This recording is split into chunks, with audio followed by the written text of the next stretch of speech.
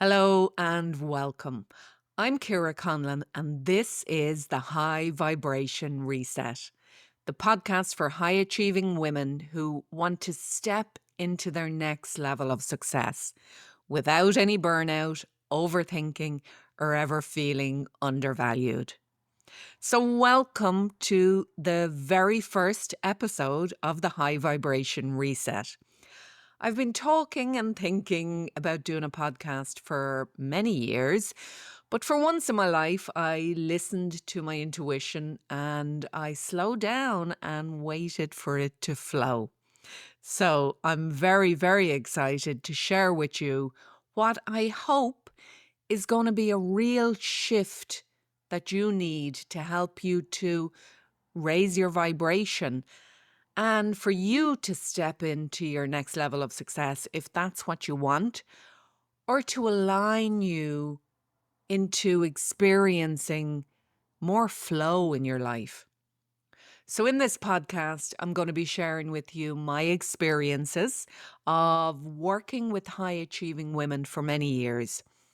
And through working with these high performers, I have noticed that they have certain habits that have helped them succeed, but they also have things that have kept them from achieving their full potential.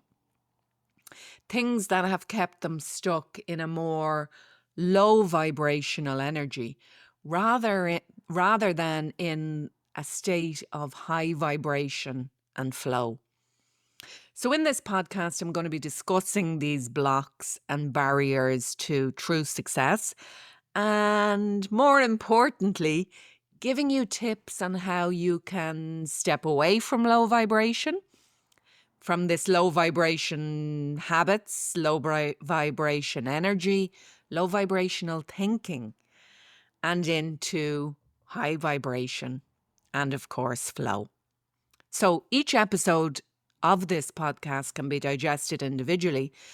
But if you're out for a long walk, you can keep listening and do a little bit of a binge. So hopefully you will find the answers for you. This first season is going to tackle the typical blocks to success and how to overcome them. And some of these blocks you're going to resonate with fully, and some of them may be a little less so, but you're going to recognize your friends, your colleagues, maybe your family in some of the episodes. The overall objective is to give you the freedom to achieve your goals, to design a life you love, and whether that's growing your business, getting a promotion, or just chilling out on the beach, like Janice in the Muppets. And if you don't get that reference, I would say look it up. So, if you enjoy this episode, I'd really appreciate a follow. Also, make sure you're following me on Instagram. I'm there at Coach Ciara Conlon, on TikTok as well. And if you have any comments, questions, or feedback, we would always love to hear them. So let's dive into today's topic. Now, this one is for all you time poor, overworked, undervalued women who definitely deserve more success. And I've seen so many people, so many of you work really hard, but it doesn't matter how hard you work, success still feels out of reach. And that's where today's reset comes in. So if working harder were the answer to you being and feeling successful, feeling fulfilled and totally in control of your life, you'd already be there. But the truth is, most high achieving women are working harder than ever. And a lot of them are still feeling stuck, exhausted, and undervalued. And why is this? It's because effort alone doesn't create this fulfillment. It doesn't give us the success that we're looking for. Most of us have been conditioned to believe that success comes from hard work. And we feel guilty, or we feel like we're doing something wrong if success comes too easy. Now, depending on what age you are, I'm sure you've heard sayings like, nothing worth having comes easy, or You've got to earn your success. There are so many of these phrases and statements that kind of condition us, program us into thinking that hard work is the only route to happiness and success. But this isn't true. Now, success, we know, is not all about achievements or money in the bank. It's about how you feel every day. It's about how well you look after your energy, how well you look after your body, your mind. It's all about having positive emotional well-being. So we already know that overworking is not the same as high performance, and overworking can sometimes feel productive, but it's often coming from a place of pressure, fear, or, needing to prove something. But when you constantly push through, when you say yes to everything, when you never stop to recover, you're continuously draining your energy, you're compromising yourself and your health. And this type of behavior is not sustainable. And I know this only too well because I am an expert at overworking. And that definitely came from my father, who I think drummed into us the fact that anything that came easy wasn't legit. It was only that the success that was hard won that was worth anything. And this is a topic that I go into much deeper in my upcoming book. In the book, I'll be kind of unpacking the hidden success blocks and all of the limiting inherited beliefs that we all carry around, the kind of things that drain our energy and that keep us stuck in these patterns that don't serve us. But more on that later. For now, just know that if any of this sounds familiar, you're not alone in your story. So I've spent most of my life, I would say, forcing myself to achieve my goals. And it didn't matter how many books I wrote or how many goals I achieved, I never felt successful. Everything has always felt hard. The more I pushed, the more resistance I created. And it wasn't really until I stopped and got really honest with myself about why I was overworking that life changed for me. You see, there's something else that fuels the overworker archetype, and it's not just ambition. The overworker is often deeply entangled with self-worth wounds and kind of self-belief, gaps in your self-belief. And that's really the reason why I kept pushing myself while I kept going so hard, because deep down, I was trying to prove that I was good enough. On the outside, the overworker type generally looks very high functioning, very reliable, very, or it seems like they're unstoppable, always doing. But it's also that there's beliefs underneath, beliefs that kind of tell us that if I stop, things will fall apart. Or if I don't keep going, if I don't do more, I'm not good enough. Or I really have to earn my place or my worth. But there's always this feeling of not being worthy unless we're not producing, achieving, or proving ourselves. And there's another way I think that this shows up when your worth is tied to how much you do for other people. And that's kind of the people pleaser pattern. So on the surface, it probably looks like you're being generous with your time, you're very helpful, you're a great team player, and you probably are all of those things. But underneath it, there's often a fear that if I don't say yes, People might think that I'm difficult, or if I rest too much, I'll be lazy. And often it comes with the kind of line that if I don't do it, who will? So if you're the people pleaser, you keep going, you take on more and more until eventually you burn out. So, overworker types, here's what you need to know. You are allowed to rest. You don't have to earn it before you rest. You're also allowed to say no without having to explain it. And you're allowed to take up space without proving your value first. You see, the world doesn't need us to do more. It needs us to be more present. It needs us to be well resourced and to feel well in ourselves. Because when we are fully resourced, fully present, and when we're well, we tend to be more in high vibration. So what do I mean by this concept of high vibration, high vibrational leadership? So high vibration leadership isn't about being perfect or having it all figured out. It's about leading ourselves and others from a place of clarity, from a place of calm, and from a place of inner confidence, not stress or overwork or fear driving our decisions.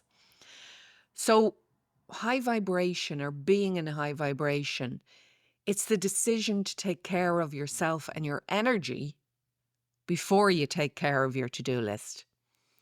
To trust that who you are being is just as important as what you are doing.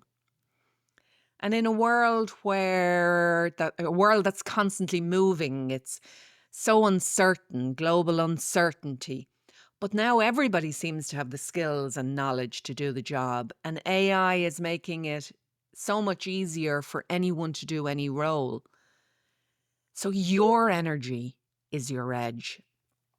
Showing up with this presence, with self-trust, with this grounded energy, versus showing up with self-doubt, with this scattered thinking and feeling drained. That is going to be the difference between success and struggle. So the high vibrational shift that we're going to make today is, instead of asking, how can I push harder to prove that I'm enough? We're going to start asking, what support do I need? What boundaries do I need to put in place? And what would it look like to honor my energy and protect my own sense of peace?